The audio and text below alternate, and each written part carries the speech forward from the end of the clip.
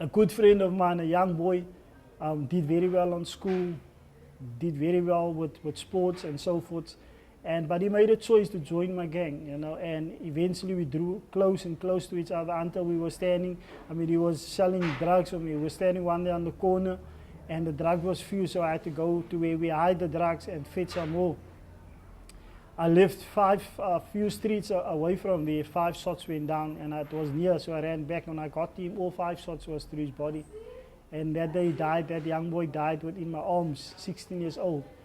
Died with the potential that was within him. He took it to the grave. And so many of my friends died in the gangs and so forth. And we can go on and on of telling stories, you know. But until it took me to the point where I was tired of being tired of doing the things that I was doing, you know. And I didn't want to live this life anymore, you know. But it wasn't just walking out, you know. I found myself with my 16-shooter standing on the traffic robots. Had no direction, had nowhere to go. And while standing there, I heard this music, and I didn't know where it came from until the car stopped next to me. And in this car was this young dude minding his own business, playing his music, windows down in his car. And I looked at him and I got into the car and I hijacked the car. I put the gun against his head and he drove. And I asked him, do you know who I am? And do you know that I can kill in this car and think nothing of it? Because that's what my character became, you know. I didn't care about anybody else's life because I thought nobody cared for me. And he answered me, this boy, and he said, I don't care who you are. And immediately I started to worry for this dude to tell me that he don't care who I am, you know. And I thought that where do this guy get his authority that he's speaking to me, you know, because he was speaking with boldness, you know, to me. And I wanted to find out who this guy was, with who he was connected to or whatsoever. And I asked him, now who you? You know, and he answered me, he said, I'm a child of Christ, I'm a Christian, you know. And he started speaking to my life, started telling me that God loved me, God has a plan with my life, that I didn't have to live this way, the way that I'm living, you know, and this mask that I'm wearing, that I didn't have to wear this mask to prove myself amongst my friends and so forth, you know. And I asked him, this God that you're talking of, what can this God do to me? You know, can this God change me? Because I don't want to be this way, you know. And I asked him, now what must I do? He said, well, pray with me. And I found myself keeping a gun against this boy's head and praying for God to forgive me, you know. And I think when I said amen, he said that I'm a Christian now, you know. And that day when I thought I hijacked that car, God hijacked my life in that car, and that's where my real change came into my life, you know, and I accepted God into my life. The work that I do now, I work amongst gangs, gang leaders, drug dealers, and I believe that the second chance that was given to me, I must pay it back to others, you know. And that's what I'm doing.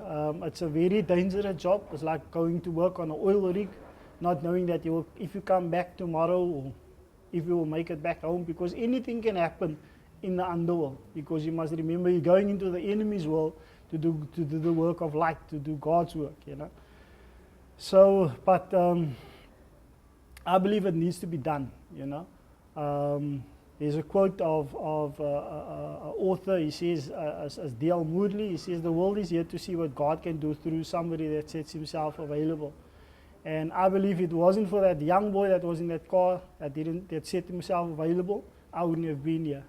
And also I believe that I need to stand in the gap and also put myself available so that others can get that chance to see that you can change, to see that the opportunity is given unto you, you know. Because a lot of these members want to come out of the gang. They want to, but they don't know if there's life after the life that they know, that they're comfortable in, you know. They don't know if they're going to be accepted into the society of life, of work and right work, you know. And they're starting to realize that they can change. They can, because the main thing that stands out to me there with them is that, like the first question that you asked me is that your children, all of them don't want that life that they are living for their children, for any of their kids. So they would do whatever to create a better community for their kids, to grow up in, you know.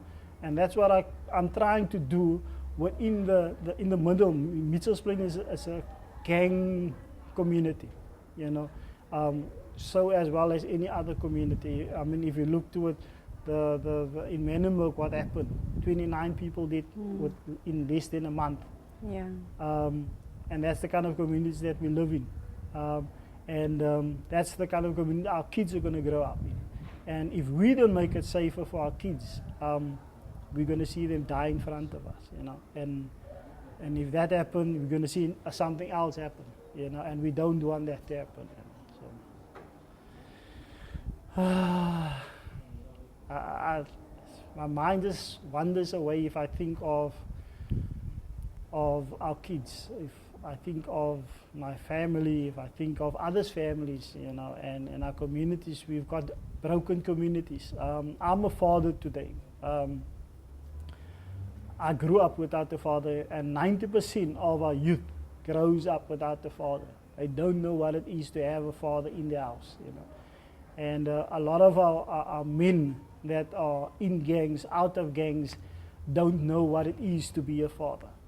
You know, there's great responsibility with that, and it's a learning journey for me each and every day with my 3 daughters. For me to portray a father, you know, and it's in the flat that I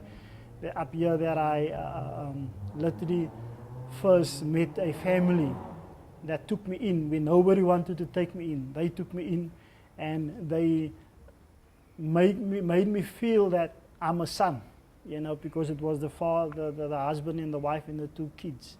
I felt that I was welcome. I felt the first time I sat around the table, sitting with the family, eating food, you know, so that built a lot of character in my life, you know, how to be part of a family, how to be loved by a family. My mom, for the first time in most probably 27 years, when I heard my mom saying that the words that I love you.